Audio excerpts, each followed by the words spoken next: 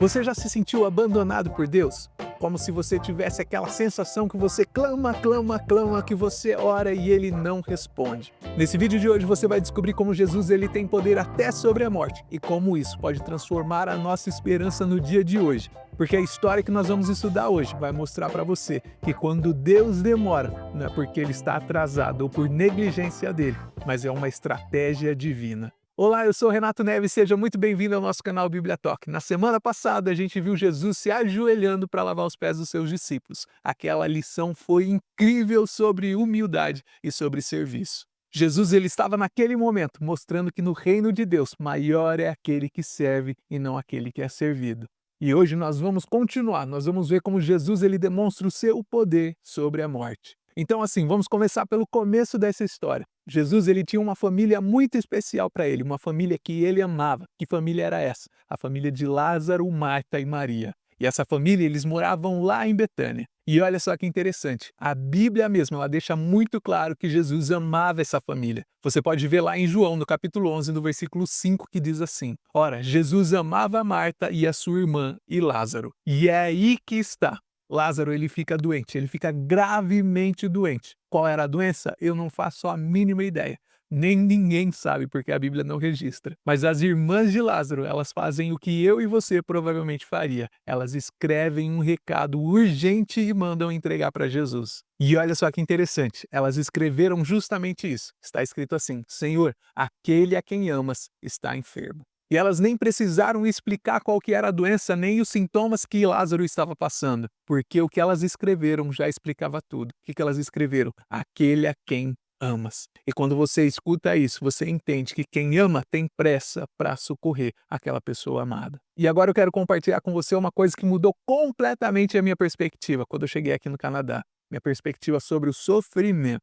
Porque quando eu cheguei aqui no Canadá, eu pensei que iria dar tudo certo para mim de primeira. Eu sou filho de pastor, fui nascido e criado dentro da igreja. Eu sirvo a Deus desde quando eu me entendo por gente. Eu respondi o chamado de Deus na minha vida. E eu pensei que eu e a minha família, nós estaríamos automaticamente blindados de qualquer problema que pudesse aparecer. Como eu estava enganado, meus amigos. A amizade com Jesus, ela não nos isenta do sofrimento dessa vida, mas na verdade ela nos garante a presença dele, o alívio dele no momento da nossa dificuldade. Lázaro, ele era amado por Jesus e mesmo assim ele ficou doente. Mesmo assim ele enfrentou a morte. E sabe o que isso me ensina? Isso me ensina que ser crente não significa ter uma vida livre de problemas. Isso significa que nós temos alguém que caminha conosco através dos nossos problemas da vida. As crises que nós passamos, elas podem até aumentar, elas podem trazer angústia, sofrimento. Mas olha só a resposta misteriosa que Jesus dá quando ele recebe essa notícia. Ele diz assim: essa enfermidade não é para a morte, mas para a glória de Deus. Jesus, naquele momento, ele já sabia que Lázaro estava nos seus últimos momentos de vida, mas ele estava falando de algo ainda muito maior. Ele estava falando que aquela morte não teria a última palavra.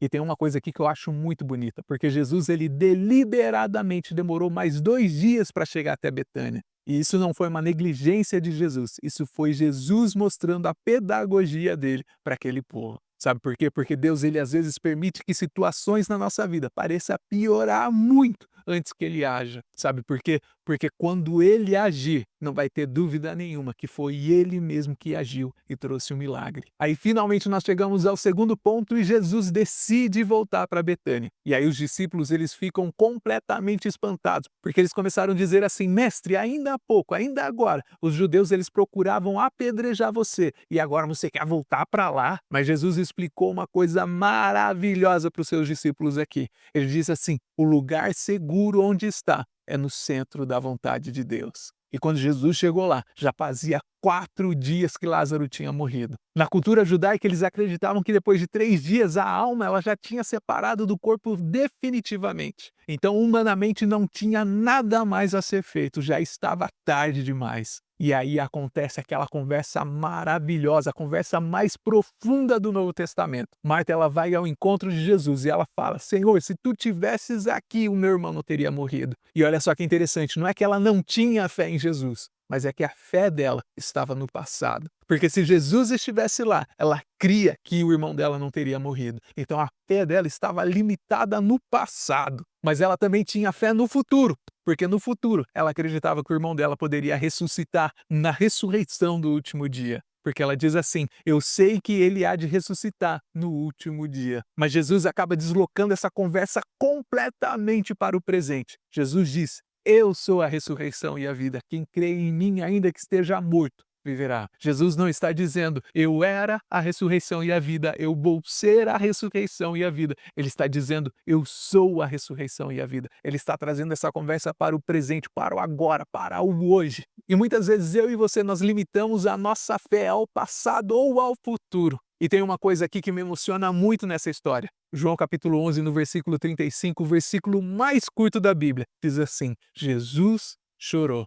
Gente, o Filho de Deus chorou, não porque ele não tinha poder para resolver aquele problema, mas porque ele se compadeceu da nossa dor. Jesus, ele entra na nossa dor, ele tem empatia pelo nosso sofrimento. E essa cena, ela nos entrega uma informação extraordinária, porque nos mostra que Jesus, ele não reprime os nossos sentimentos humanos. Mesmo sendo Deus encarnado, ele se permite viver completamente a emoção diante do sofrimento dos amigos que estavam chorando por causa daquele amigo que tinha morrido. Jesus, ele não considerou a expressão do choro como sendo uma fraqueza, mas na verdade, ele validou aquele sentimento quando ele compartilha dele junto com a gente. E isso nos ensina que nós podemos e devemos trazer as nossas dores, as nossas vulnerabilidades diante de Deus. Nós podemos chorar, nós podemos mostrar os nossos sentimentos. O choro aqui não é uma falta de fé, mas é uma humildade, sensibilidade, liberdade diante de Deus. Então o choro de Jesus, eu e você, nós precisamos entender isso. O choro de Jesus é um convite à autenticidade. E aí é nesse momento que acontece o clímax dessa história. Porque Jesus, ele chega ao túmulo de Lázaro. Era uma caverna com uma pedra na entrada. E Jesus, ele vai fazer algo que ninguém esperava. Ele fala assim: tirai a pedra. Marta, ela já toda prática, ela entra na frente e fala: mas Senhor, já faz 4 dias, já cheira mal. Mas Jesus responde para ela: eu não te disse que se creres verás a glória de Deus? Olha só que lição poderosa que nós temos aqui. Jesus, ele poderia ter removido aquela pedra sobrenaturalmente, mas ele ordena que eles a removam. E você sabe por que Jesus fez isso? Porque Deus, ele quer a nossa participação muitas vezes para preparar o milagre. Eu quero te dizer uma coisa hoje: a nossa obediência, ela abre espaço para o impossível de Deus acontecer na sua vida. E depois que eles removeram a pedra, Jesus, ele ora para o Pai, ele dá graças ao Pai. Ele não ora a Deus pedindo para que Deus faça o milagre, ele ora agradecendo, porque o milagre ele já estava na agenda de Deus. E aí vem o momento mais emocionante. Ele diz em alta voz: Lázaro, vem para fora. E sabe o que aconteceu? Exatamente isso. Lázaro, ele saiu, um morto de 4 dias, ele saiu caminhando. Na verdade, não tanto caminhando, porque ele estava todo enfaixado. Acredito que ele tenha saído pulando dali de onde ele estava. E aí Jesus disse: desatai-o e deixai-o ir. E essa parte, ela é muito bonita, sabe por quê? Porque Lázaro, ele saiu do túmulo, mas ele ainda estava envolto naquela faixa que enfaixavam os mortos. E Jesus, ele mandou que a comunidade desatasse ele. E sabe o que isso significa? Que depois do milagre, a gente precisa da ajuda dos outros para que a gente possa se libertar das faixas do passado. A igreja, ela tem o papel de ajudar as pessoas a se despir da velha vida. Mas olha só o que aconteceu depois do milagre. Muitos creram em Jesus, mas outros correram para os fariseus para entregar ele, para contar aquilo que ele tinha feito. O mesmo milagre que despertou a fé, a esperança em muitas pessoas, foi o mesmo milagre que provocou a fúria em outras. A ressurreição de Lázaro foi o estopim que precipitou a crucificação de Jesus. É como se Jesus estivesse dizendo: eu vou mostrar para você que eu tenho poder sobre a morte, mesmo sabendo que isso vai levar à minha própria morte. Então, assim, para a gente não perder o fio da meada aqui, a gente começou esse trimestre entendendo quem é Jesus no Evangelho de João. Na semana passada, nós vimos Jesus se humilhando, lavando os pés dos seus discípulos, mostrando que lá no reino de Deus, a grandeza ela é medida pelo serviço.